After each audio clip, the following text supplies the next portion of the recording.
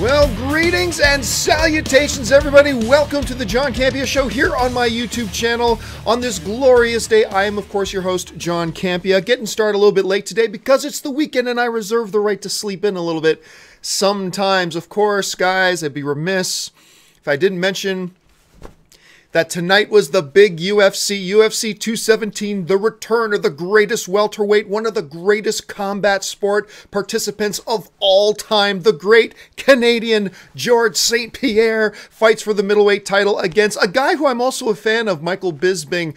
So I decided to break out, George comes out to the ring in his gi, so I decided to break out my jiu-jitsu gi.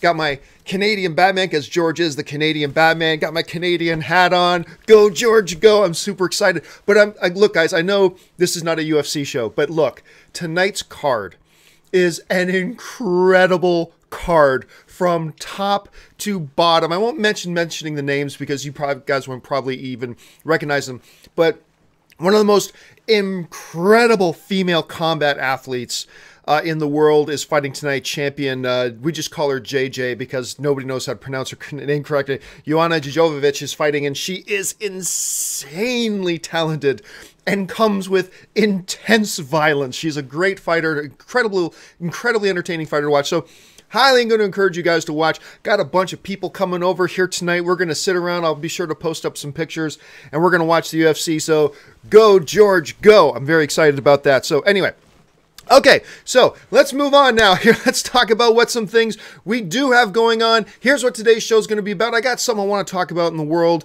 of entertainment news, but then I'm going to go to your questions and comments. Now, how do you get a question or comment on the John Campea Show? It is simple. You just email me anytime at john@thejohncampeashow.com. That's john@thejohncampeashow.com. And make sure you put that word topic in the subject line. Put the word topic in the subject line or else I'm not going to be able to see your question. And also, guys, as always, make sure you keep those questions to 90 words or less or else I won't be able to read them because I wouldn't even be able to fit them on the screen even if I wanted to.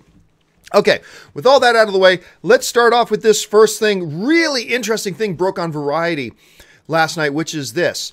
The estate of the author of The Lord of the Rings has entered negotiations with Amazon and Warner Brothers. Well, actually, it's Amazon and the estate of the Lord of the Rings author are going into negotiations with Amazon to possibly produce a Lord of the Rings television series. Now, apparently, they were fielding offers from a number of different networks, but it comes out that Amazon is the front runner to do this. And this is very interesting.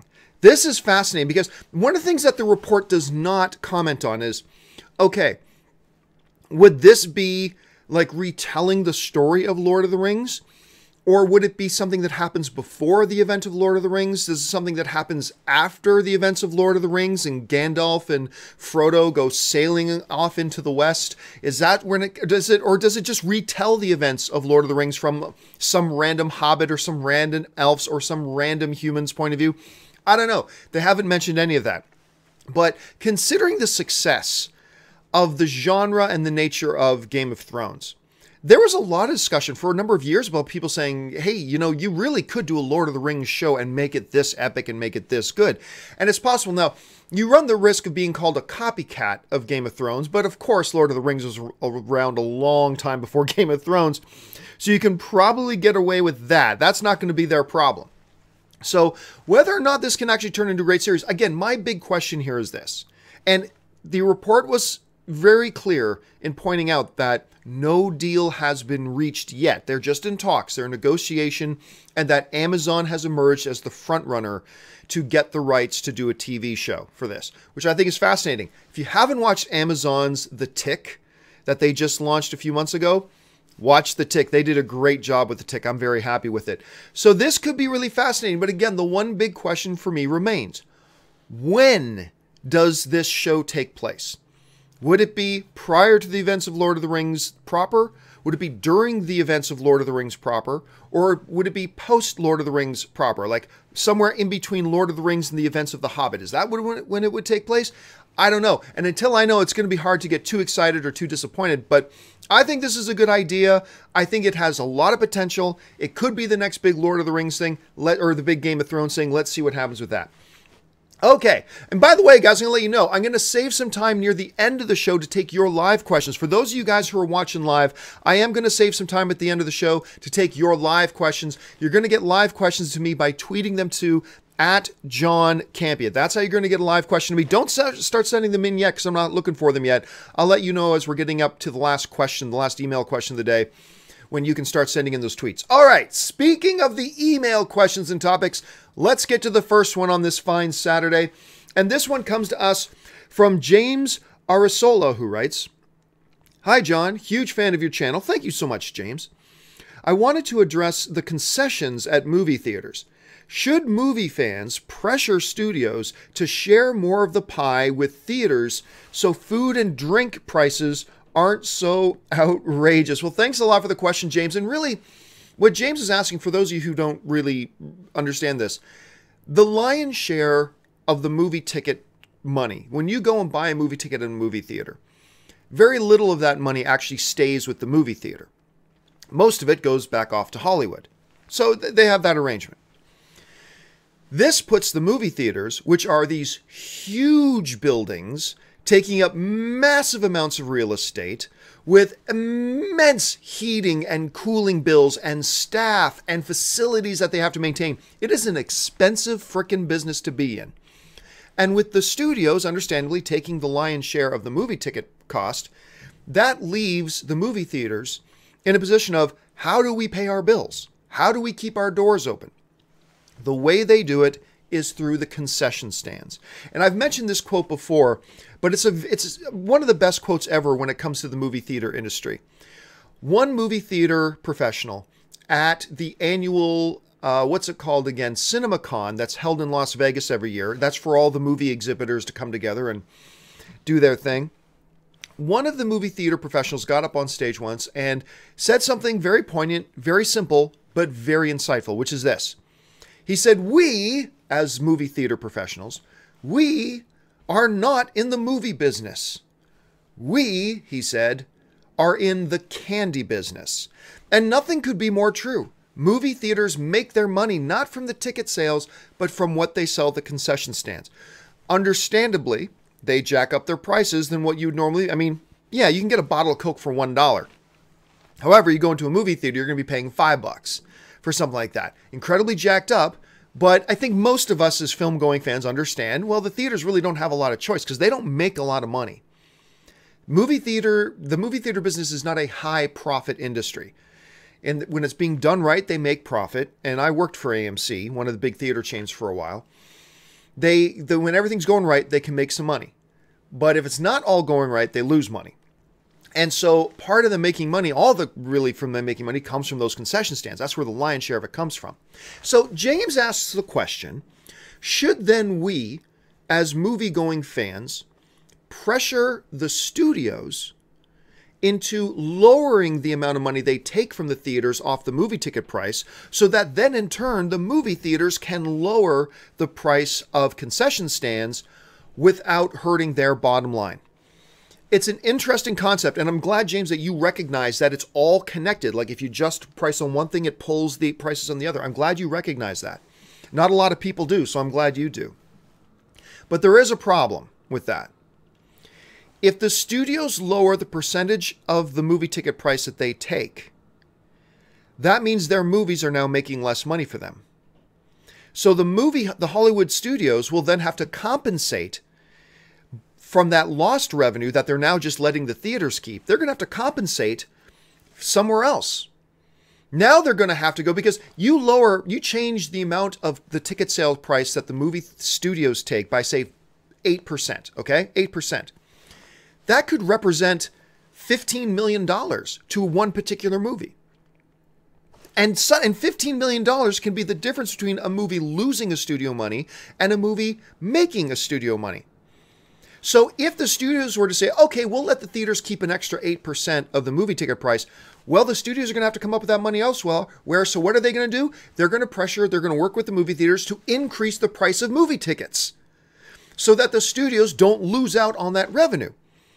So we can get them maybe in this kind of an arrangement to lower the cost of popcorn and soda, but then we're going to be paying more money for the movie ticket up front. So we're going to gain 5 pence in one hand and lose 5 pence in the other. So then the question becomes, well, then what do we as the movie theater going audience want to save our money on? Well, if we want to go see a movie, the one thing we have no choice on is to buy a movie ticket. So there's that. However, concessions are optional. So I would rather them try to keep the ticket prices lower, and if you have to increase the price of concessions, do that. But this comes to the bigger issue that I'm constantly talking about. They have to come up with a way not to lower the price of one thing while increasing the price of the other. The movie industry, that includes studios, theaters, distributors, everybody, has to figure out a way to bring overall the costs down. And the best way to do that is for Hollywood to start policing itself and start, cease this outrageous spending on a movie. There is no need to spend $250 million on a movie. Because when a studio spends that much on a movie, that means you know who's got to pay for it? You and me. And we pay it through the movie ticket prices and the concession stand prices, and everything trickles down. The only way this is going to start getting resolved if Hollywood starts putting a cap on themselves and they police themselves and start showing a little bit of restraint and understanding the movie-going experience is starting to become too expensive for the average fan. We need to bring these prices down. And the only way that's going to happen is if they start by lessening how much they spend on a movie so they don't need to make as much in order to turn a profit. Until that happens, we're going to be stuck as movie fans. We're just going to be stuck. Anyway, I can rant on that topic for hours. Don't even get me started. Okay, let's move on now to the next question. And the next question today comes to us from Hamza. And Hamza writes, "Hi, John. Love your show." Thank you so much, Hamza.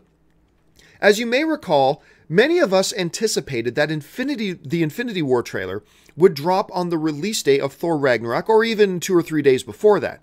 And we are still without one." Yeah, excellent point. I mean, I think there was a lot of people, if you had asked me about a month or two ago, and I believe I did say this, I would have said, yeah, we can probably expect to get the first Infinity War trailer 2 or 3 days online before the launch of Thor Ragnarok. So probably around November 1st. October 31st, Halloween, November 1st, that's probably when we're going to get our Avengers Infinity War trailer. That's when they're going to be ready to show it to us, right before the launch of Thor Ragnarok. So when Thor Ragnarok opens in theaters, they can have that Infinity War trailer on there with them. I thought that. I think a lot of people thought that as well. It didn't happen. The opening of Thor has now come and gone, and it's kicking all sorts of ass. So it's come and gone, and we still have no Avengers Infinity War trailer. It's got a lot of people now asking, well, when the hell are we going to get it? If not with Thor, when? I think, though, even though people like you and me were half expecting it to launch with Thor Ragnarok, let's keep this in mind, too. Avengers Infinity War is just short of still being 6 months away.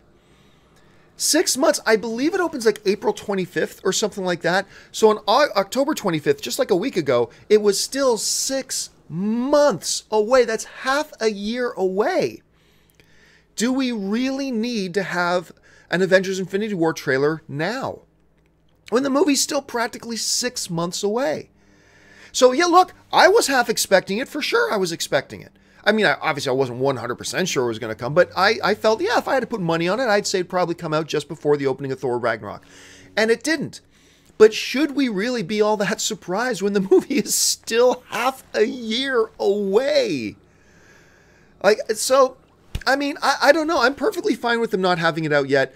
Look, I do think it will probably launch before Black Panther comes out. I still anticipate that. But look, even when Black Panther comes out, the movie's still, still a little while away. But look, it'll launch before Black Panther comes out. I'm going to guess it will launch probably before Christmas. I'm going to guess we're going to see an Avengers Infinity War. As a matter of fact, let's look at another monster Disney property. Star Wars The Last Jedi is coming out. That's a Disney property. Avengers Infinity War is a Disney property. Maybe, early December, a few days before the launch of Star Wars The Last Jedi is when they launch their trailer. Maybe. That would be my next best guess, is that it launches sometime before The Last Jedi. And if not then probably not till the new year. But the reality is, it's not like We shouldn't be in a state of going, oh my God, why hasn't there been an Avengers Infinity War trailer yet? Because it's still half a year away. So let's not panic. Let's not worry. My next best guess is the week leading up to The Last Jedi is when it'll drop online.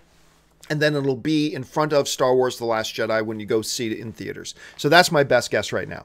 But what do you guys think? Jump down in the comments section, leave your thoughts, or get ready to send in a tweet for towards the end of the show. All right, let's move on to the next question. And the next question today comes to us from Craig Straton, who writes, why don't movie studios own their own movie theaters? There's a movie theater theme today I'm seeing.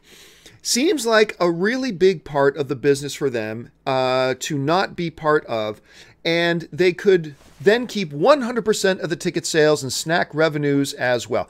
Well, okay, that's a great point. They really can. Let me pull up a piece of information that I had earlier, but I lost. How many theaters are in America? Okay, so let's see here. Anyway, look, if you're a movie theater chain, one of the things the movie theaters chains understand, and I'm going to see if I can pull up this number. I had this number and I totally forget. It's like, how many movie theaters are there in North America? More specifically, how many of one chain? So let's put it this way. You've got two big players, right? There's many players in the movie theater chain business. You got two major players. The most major players are those of AMC and Regal, right? So if the Hollywood studios wanted to launch their own movie theater chain, okay, great. But you're competing now. Again, you're in a saturated market against Regal and against AMC. Plus, you're going to have to open at least a couple in every major city. You're probably talking about opening about 400 theaters, 400 multiplexes. You know how much money that costs? Do you realize how big of an investment that is? And you're opening up 400 new theaters in markets that already either have Regals or AMC theaters. So you're in a big, heavy competition area. So the likelihood of you making profit is about this big. This is how much likelihood you have of making a profit. Opening up that many theaters, putting up that many billions of dollars you're going to have to put up. And then what? If you're Warner Brothers, do you open your own Warner Brothers movie theater chain? So what, are you only going to show Warner Brothers movies? They are going to take a bath financially if they did something like that. Okay, well, let's say all the studios get together and say we're going to open our own Hollywood movie theater chain, and they all put it in together and do that. Okay, they're still facing the same big problem. They are now trying to open 400 to 500 brand new huge multiplexes to the tune of billions and billions of dollars just to get them built and set up. Then you got to run those things. And here's the thing, and this is the biggest problem. The Hollywood studios know that they make it almost impossible for movie theaters to make any money.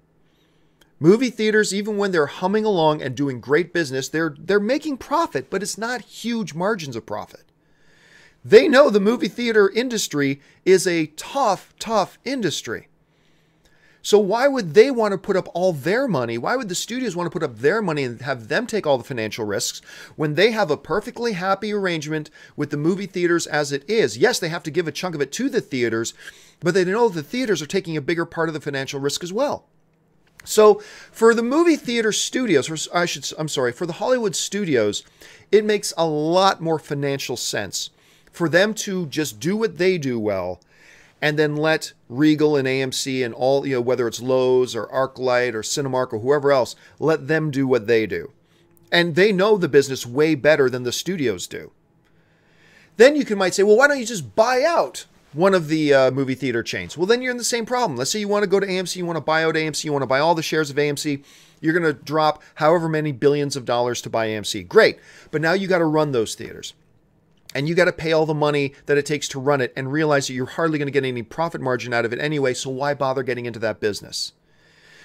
The reason the Hollywood studios don't get into the theater business themselves is for two reasons. One, it's already an oversaturated market. And two, yeah, they could just buy out one of the existing brands, but then you are realizing that it's not easy to make money doing that. So why not just stay doing what you're doing, making money, and let them make some money if they can, and everybody's happy. So that's probably why we don't see that happening. All right, let's move on now to the next question. This one's going to get some people talking. All right, so Christian Trudeau last name of the great Canadian Prime Minister Justin Trudeau. Big fan since the AMC days. What are your thoughts on the LA Times reporters being blacklisted and banned from press screenings from all Disney properties due to them being unhappy with investigative journalistic pieces about Disney? I, for one, find it stupid and damaging. All right, now, for those of you who don't know what Christian is talking about, and this has got a lot of people talking, what has happened is the LA Times ran this story about Disney and their relationship with Anaheim, because Disneyland is in Anaheim, California. In particular, it revolves around a parking structure that generates millions of dollars in revenue. All that revenue goes to Disney and not to Anaheim and blah, blah. Anyways, a big piece about that. It's almost irrelevant what the piece was about, but that's what the piece was about, okay? Now, Disney took huge exception to that piece. From Disney's perspective, now, whether they're right or wrong, I don't know. I'm just saying this is what they're saying. Disney put out a response to that saying, hey, look, we offered to their journalists for months sets of indisputable facts. We offer them full access to their editors and all that kind of stuff. We gave them tons of information that contradicts the narrative their story was trying to point out, and they threw all of it away and just ran with the predetermined narrative that they wanted to run with, painting them in a bad light. So Disney's perspective was, holy crap, we worked with you, we talked with you, we gave you all this information, and you held all of it out of your piece, only so you could write a piece to make us look bad. And from Disney's perspective, you know, LA Times disregarded facts and they threw away information. Now, I'm not saying they did. I'm just saying that's what Disney is saying that they did. Disney is saying, and Disney also pointed out that other media outlets, like the Orange County Register and things like that, are calling the LA Times piece a hit piece. They're calling it that it was a completely biased, it was a completely unjournalistic piece for them to run. Now, whether it was or not, I don't know. I'm not in the newspaper industry, so I don't know. I do not know what the facts are. I'm just saying, from the LA Times perspective, LA Times is saying, we ran a piece, and just because our piece made Disney not look so great, Disney banned our people from their events and from their screenings. Disney is saying, hey, we work with lots of outlets that write negative things about us, but at least they use the facts. We gave you all the facts. We gave you access to all this stuff, and you just disregarded all of it so you could run your narrative the way you wanted to run it, despite what the facts were. That's Disney's perspective on this. At some point, now remember, Disney is not, you know, it's not the public parks. Disney is its own corporate entity. They have their rights to do whatever they want. From Disney's perspective, I'll say this. If Disney is fabricating all their statement about, we gave all these facts to their reporters, we worked with their editors, we gave them all this information, and they just disregarded it. If Disney's lying about that, and the LA Times just ran what they thought was the most honest, truthful report, then yeah, Disney is being unreasonable. Because just because they write something you don't like doesn't mean you should bar them from screenings. Now, screenings are not a right. You know, the LA Times does not have the right to go to press screenings. Those are an invited thing. That's a privilege. But still, it would be unreasonable for Disney, just because they didn't like a piece that they wrote, to not let them be there for press screenings when they always have been. That would be unreasonable. However, if Disney is telling the truth, and they did give loads of undisputed facts that totally negate the narrative that the LA Times is trying to write, if they gave their access to editors and other publishers there at the LA Times and all that kind of stuff, and the LA Times just decided to disregard all the facts and run a piece with the narrative they already wanted to tell, then what are you supposed to do if you're Disney? Say, okay, go ahead. You just keep writing anything you want, whether it's factual or not, and we're just going to keep inviting you to our stuff? Because if Disney keeps inviting them to their stuff, then that's Disney saying they're justifying the LA Times piece.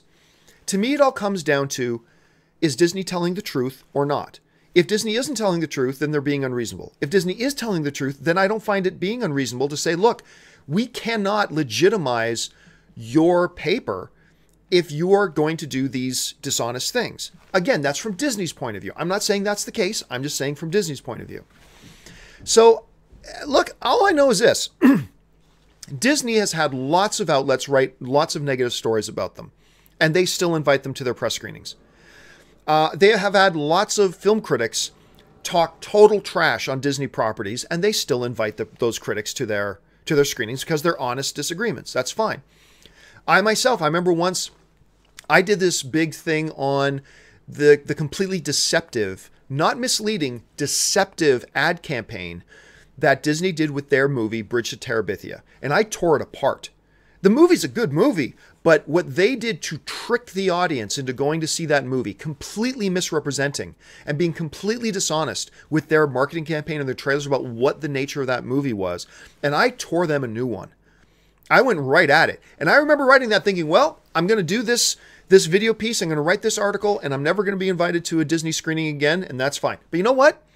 Disney was like, hey, you're not misrepresenting the facts. You're giving your opinion. Your opinion is your opinion, and that's your job. You are still more than welcome to come to our screenings. I mean, you've heard me talk crap about Agents of S.H.I.E.L.D. to the point that a lot of people have unsubscribed from my channel just because they don't like the fact that I trash talk Agents of S.H.I.E.L.D. Well, I'm sorry, that's my opinion. I think it's a piece of garbage show.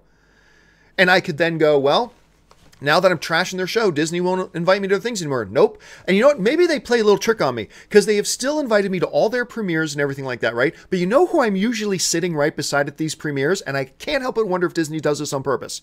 You guessed it. I'm usually sitting next to the cast of Agents of S.H.I.E.L.D. And I don't know if that's something they've done on purpose, but anyway, it's probably just a coincidence.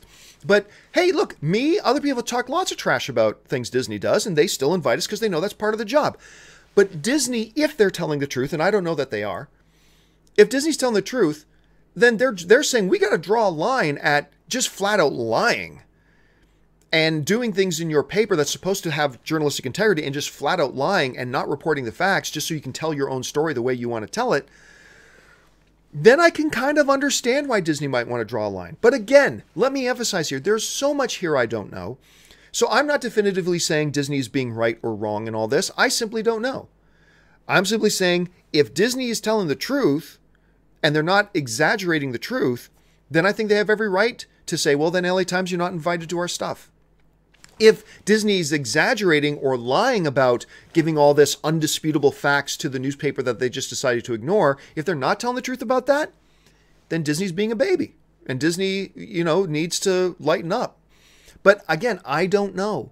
But that is the situation it is. I'm curious. I'd love to hear you guys' thoughts on all this. Leave your thoughts in the comments. All right, last email question of the day, which means you guys who are watching live, you can start getting some of those Twitter questions ready and firing in those Twitter questions. Let's go to the last email question of the day. And the last email question today is going to get a lot of people buzzing, I'm sure. Comes to us from King Smooth. And King Smooth writes, "Hey, John. I recently saw a Justice League promo and was reading the comments and saw a lot of hate for the Flash. Most people were complaining about Ezra Miller and preferred Grant Gustin. My question is, how would you convince concerned viewers to be optimistic about Ezra Miller's Flash?" Well, thanks a lot for the question, man. And you're right. I've been hearing all over the place, even from, Stephen Amell. Even Stephen Amell, who plays the Arrow on TV's Arrow. And of course, he works very closely with Grant Gustin. And I remember I had Stephen Amell came down to my studio, and he was sitting around talking with us. And this was like 2 or 3 days after they announced Ezra Miller was going to be the Flash. And even Stephen Amell was saying, I don't like this. Grant Gustin, you just launched Grant Gustin as the Flash. You should have Grant Gustin as the Flash. And a lot of fans and a lot of people saying Grant Gustin should be Flash. He's already Flash on TV. He should be the Flash in the movies. And you know what? This reminds me a hell of a lot. That just reminds me of, this is practically an identical situation to back when they were doing Superman Returns and they got this unknown guy, Brandon Routh. And what a talent Brandon Routh is. Brandon Routh is a terrific talent. I love that guy.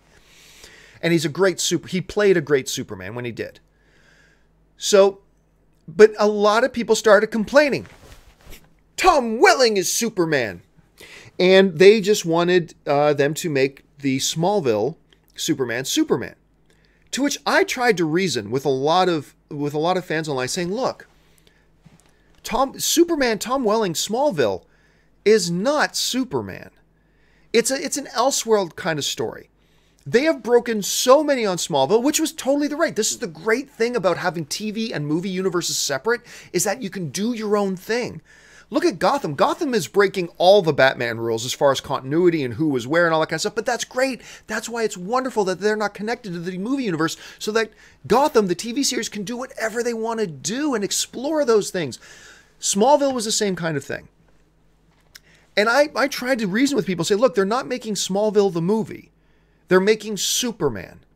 And what they have done in Smallville is not Superman. It's Clark Kent, and they call him, he's going to become in their world Superman. Yes, yes, yes. But it's just, what they're doing there is not a movie version of Superman. It's just not.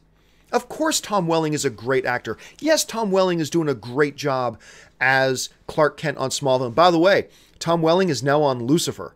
And if I've been trying to get you guys to watch Lucifer forever. If you need yet another excuse to watch Lucifer, Tom Welling is now a series regular, and he's doing great on that show as well. Anyway, let's get back to The Flash. So the same kind of discussions are now popping up about Grant Gustin and The Flash. It's like, look, they're not making a movie version of the CW television series.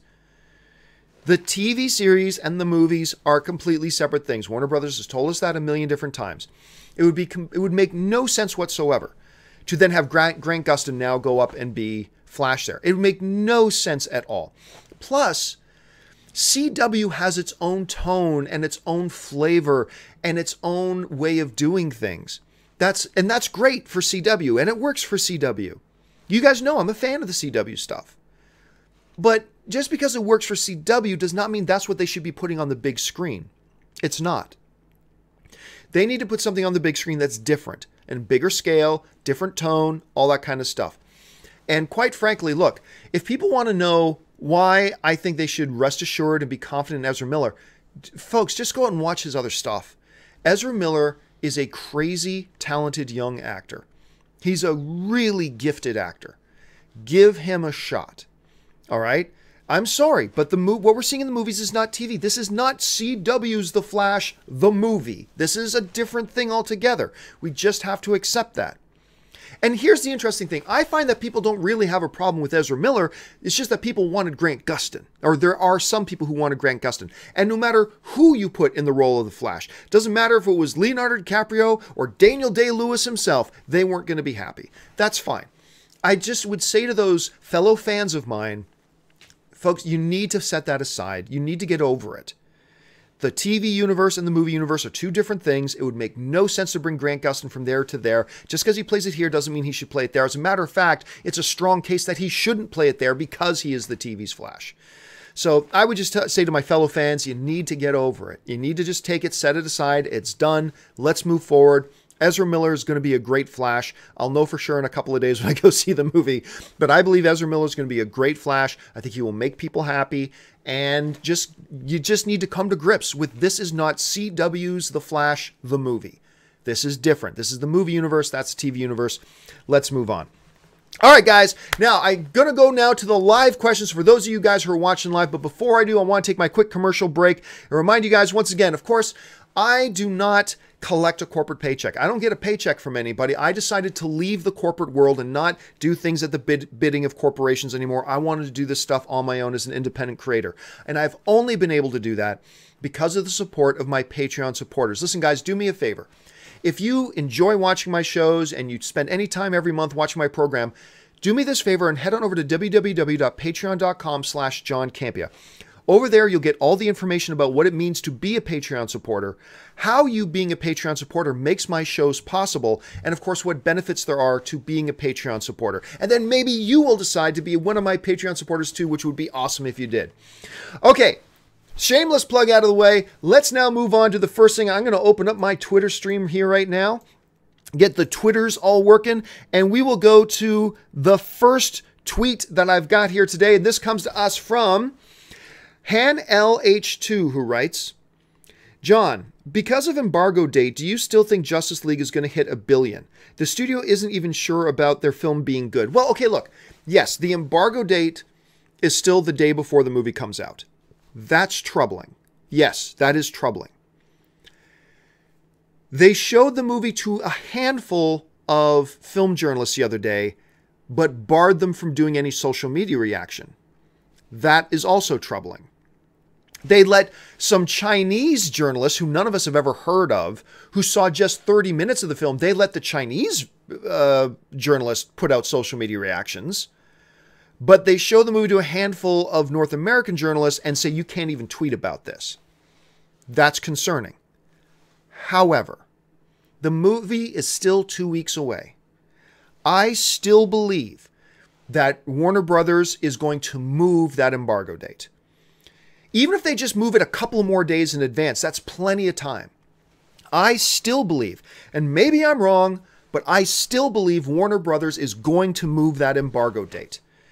And I'm sure they're going to go, hey guys, guess what? Because we know the movie's so good, we know we said the embargo date was the day before the movie, but we're going to move it up even earlier and then move it up 2 or 3 more days. They did that with Wonder Woman. That's what they did with Wonder Woman. I still believe they will lift that embargo earlier. I really do. Now, if they don't lift that embargo earlier, that is a red flag. That would be a red flag. I admit that would be a red flag. And it would be concerning. And if the movie is bad enough that the Warner Brothers doesn't want word of mouth to get out about it, if the movie's that bad that Warner Brothers doesn't want word of mouth to get out about it, then I would have to call my prediction into question. My prediction is that Justice League will be the first DCEU film to cross $1 billion. That Justice League will join the $1 billion club. If they don't move that embargo date, I'm going to have to call my prediction into question. I will have to double guess myself. But we'll have to see. Again, though, I don't think that's going to be an issue because I believe they will move the embargo date. All right, thanks a lot for the question, man. Let's move on to the next tweet. And the next tweet comes to us from S. McQuaid writes, John, why critics are trashing Justice League before even seeing it, claiming that CGI looked bad and leaked bad quality scene? Nobody's Look, I'm so... People, look, critics are not trashing Justice League, all right? You can see a trailer and think the trailer looks bad and say, that trailer looks bad. That doesn't mean you're trashing the movie. You haven't seen the movie. Real critics have not been saying Justice League is a bad movie. Why? Well, because I didn't like the CGI in that one shot. There's no critics saying that. No critics are saying that. Criticizing what has come out is totally fair. You have every right to say if a trailer that comes out looks good or bad. You have every right to say that. If they put out a piece of footage and you think the CGI looks great, or if you think the CGI looks bad, you have every right to say, this thing that I have seen, I think this looks good, or I think this looks bad. You have every right to say that. Nobody is trashing Justice League yet because nobody has seen it, or at least nobody who has seen it has been allowed to speak about it. Nobody's trashing Justice League yet. And you, as a fan, are perfectly within your rights to predict. You can say, I think Justice League is going to suck. You're totally allowed to do that. Just like I'm totally allowed, even though I haven't seen the movie yet, I'm totally allowed to say, I think Justice League is going to be good. I'm allowed to say that. John, how can you say that? You haven't seen the movie yet. I know, but I'm predicting. I'm just basing that on what I've seen, what I've read, what I know. My prediction is that I think it's going to be a good movie. You're totally allowed to see everything that I've seen and go, you know what? No, I think the movie's going to suck. You're totally allowed to say that. You do that. Anybody who says, why are people trashing this movie and they haven't even seen that? Shut up, hypocrite. You've done it too. Don't tell me you haven't looked at trailers and things for other movies and go, oh, that Teenage Mutant Ninja Turtle movie is going to suck. Don't tell me you didn't go, Gem and the Holograms, that movie's going to suck. Don't tell me you haven't done that. Yes, you have. Yes, you have. You know. You did that. And you're totally within your rights to do that. You are allowed to make a guess and a prediction as to what you think that movie is going to be any good or not. That doesn't mean you're trashing the movie because you haven't seen it. Now, once you've seen it and you go, okay, I saw Gem and the Holograms and that movie sucked. Totally within your rights to do that. Then you're totally within your rights. No critics, no real critics are trashing Justice League yet. They're not. People are already trying to make excuses for why people don't like the movie they want to see. It's ridiculous. No critics are doing that, okay? Some people might be predicting it'll suck. Some people are predicting it'll be great. But if you say nobody should predict it'll suck if they haven't seen it, then that means you're not allowed to predict that it'll be good if you haven't seen it. You can't have one without the other. Either I have the right to say I think the movie's going to be good, and you have the right to say you think the movie's going to be bad, or neither of us have that right. And that's a ridiculous thing. That's ridiculous to say. So anyway, we need to move past that. Anyway, next thing comes to us from, who does it come from? It comes from Ariana G is mommy. I'm guessing Ariana is a mother. Ariana writes, John, do you think Modern Family is still as clever as it was in the beginning? Who's your favorite character? You know, Modern Family, and thank you for asking a TV question, by the way. Modern Family for a long time was one of the most crisply written shows. The writing and dialogue in that show is so crisp and so clever and so funny, and their timing was impeccable. As a sitcom, it's a dynamic show. It really is. Is it as clever as it was in the beginning? Here's the thing.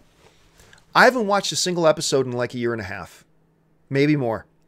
Not because I suddenly stopped liking it, but I don't have a lot of time to watch TV shows.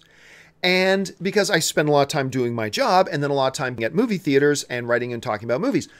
So as more and more, like, say, superhero shows came up, and I'm a sucker for superhero shows and other big shows that I want to watch, Modern Family is one of the shows that kind of fell off my list. Not because it stopped being good, but because I had to pick and choose what I was going to devote my time to watching. And, you know, watching Agents of S.H.I.E.L.D. is not something I really want to do.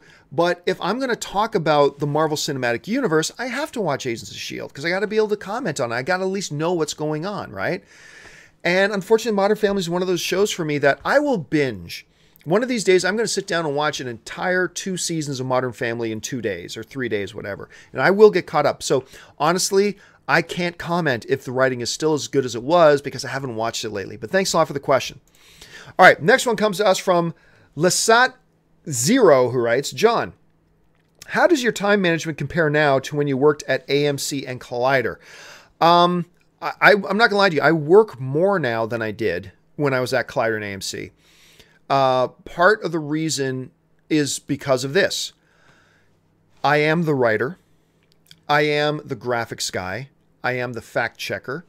I am the floor director. I am the lighting technician. I am the post-production guy. I am the on-camera talent, and I am the publicist. I am the email person. Remember,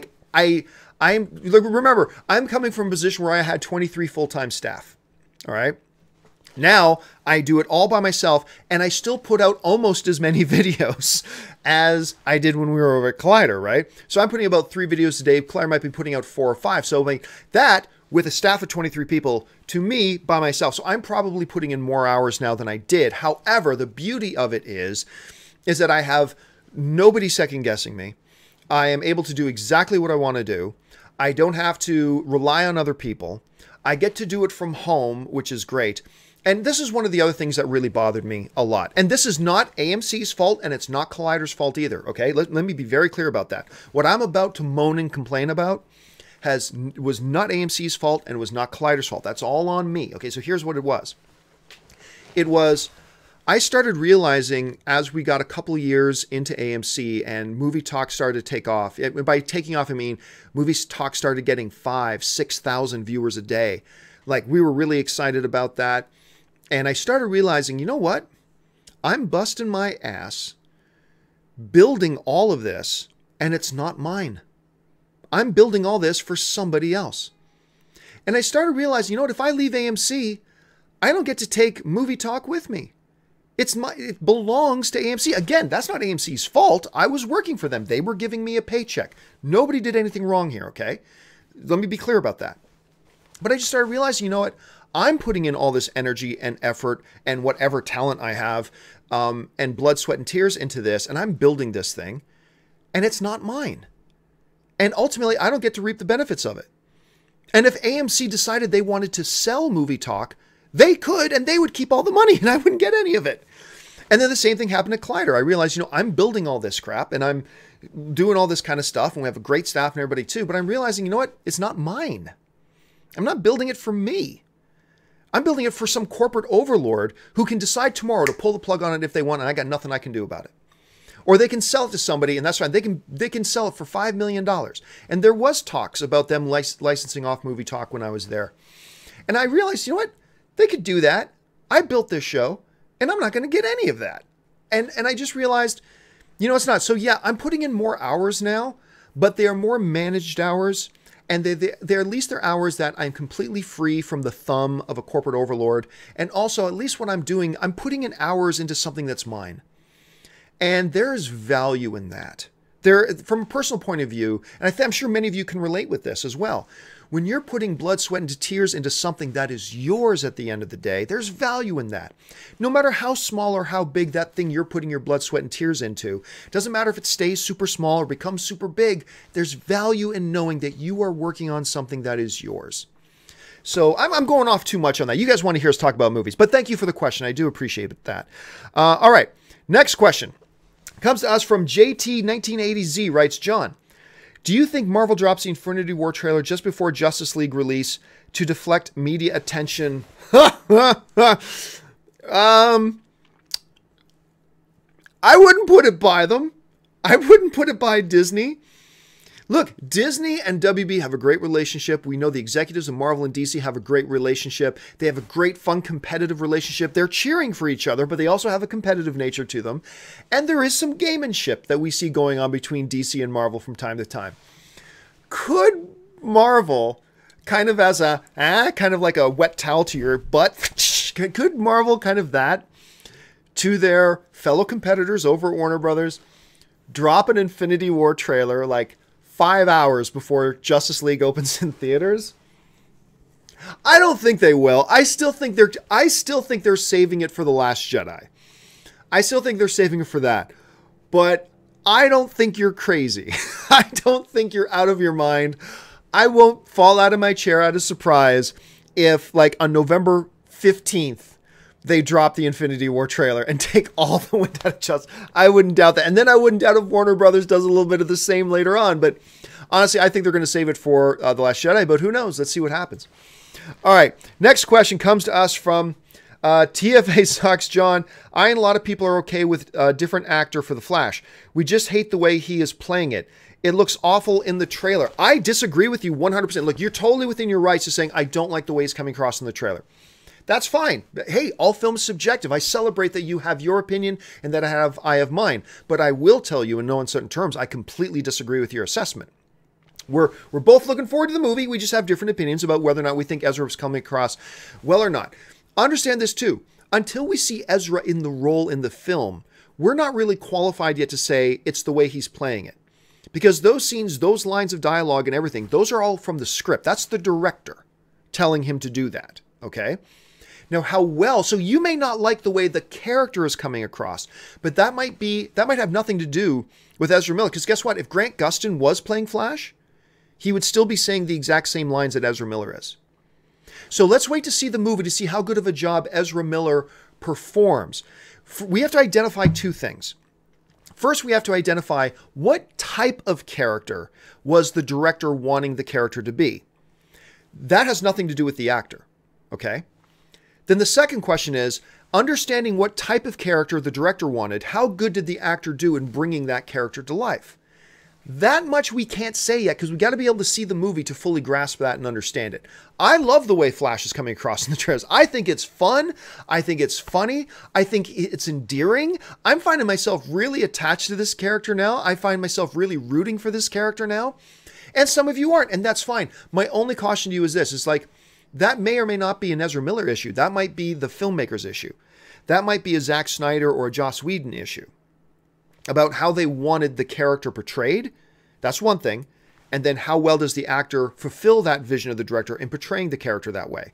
So try to make sure that you don't confuse what character the script gave you versus what kind of performance the actor gave you. We're just going to have to wait and see the movie before we can really determine that. But thanks a lot for the email. All right, I'm going to take just a couple more here. Johnny in London says, greetings and salutations, John. What do you think of the British satire film, The Death of Stalin? Haven't seen it, so I can't comment on that, unfortunately. Next question. Chris Burnwood 83 writes, John, hey John, keep kicking ass. And what's the strangest fan interaction you have ever experienced? Hashtag the John Campea Show. Okay, I shouldn't even tell this story, but I will. Story number one is I've told the story 4 or 5 times, but still it's great. And because it represents what I have to deal with sometimes. There was this time, long time ago. I got an email from a fan, and I get hundreds of emails a day. But I got an email from a fan saying, hey John, this is before the Hobbit movies, saying, You know, I'm a huge fan of Lord of the Rings. I understand Peter Jackson's making new Hobbit movies. It would be a lifelong dream of mine to be a Hobbit, even just as a background person in a Hobbit movie. Could you please give me Peter Jackson's contact information so I can reach out to him and get in the Hobbit? And of course, you know, I get hundreds of emails a day. I don't have time to respond to 5 or 6 of them, let alone hundreds. So I don't respond to it, obviously. Even if I had Peter Jackson's personal contact information, it's not something I could just give out anyway. But so this person writes, please, hey, I want to be in the Hobbit movie. Please give me Peter Jackson's information. Like 3 days later, the same guy writes me back, this time all in capital letters, saying, I wrote you 3 days ago asking for Peter Jackson's contact information, and I still haven't heard anything from you. What kind of customer service is this? I swear to God, that was his exact words. What kind of customer service is this? It's like, oh, I'm sorry. I forgot I owed you that. So that was the one strange one. The other strange one, and I've never told this story, but at San Diego Comic-Con, I won't even say which year it was, dude and his wife come up to me, huge fans of the show, and the dude basically suggests to me that if I wanted a round or two with his wife afterwards, we could set that up. And I'm just like, well, you know, I've got this Playboy party, Comic-Con party later. Thank you so much. Great meeting you. Thanks for coming out and saying hi. That was by far probably the strangest. Strange, yeah. I'll put that one under strange. That was the strangest interaction I probably had. That and the dude demanding customer service by giving him Peter Jackson's contact information. Those are the two strangest ones I've ever had. All right. That will do it for me, guys. Why not end it on that? That will do it for me, guys, for this installment of the John Campea Show. Thank you so much for joining me. Listen, don't forget, make sure you subscribe to my YouTube channel. Make sure you're following me. Keep up to date on all the videos I'm putting up. Click that thumbs up button, guys. Head on down there. Just stop what you're doing right now. Just click the thumbs up button if you like the video, that is. If you don't, then don't. It's perfectly within your right not to. Leave a comment, leave a thought, and guys, most importantly, remember this. One of the best things about being a film fan is that we get to engage and argue and debate and discuss our different opinions when it comes to movies. That's one of the best things about being a film fan. So do me and yourself a favor. Remember, if you're in the comment section or anywhere for that matter, and you get into these great, heated, passionate debates and discussions about film, remember one important thing. We're all on the same team. We're all film fans. We're all movie fans. And we just have differences of opinions. And differences of opinions is what makes being a film fan so great. So just remember, when you're having these great discussions and debates, keep it civil. Treat each other like you're on the same team. We're all film fans together. We're just on different points of view with this particular topic. Be respectful. Let's not act like 4- and 5-year-olds. Like, unfortunately, we see a lot of us movie fans doing online sometime. I'll include myself in that. Let's make sure we keep it civil. All right, guys, that will do it for me. Thank you so much for joining me for this installment of the John Campea Show. Go GSP, go Canadian Batman. Yes, sir, GSP, beat him. I don't really think he's going to beat Michael Bisping. Bisping's a little bit too big, a little bit too strong, a little bit younger. It's an uphill climb, but I'm going to be cheering for GSP anyway. Thanks a lot for joining me, guys. My name is John Campea, and until the next show, bye-bye.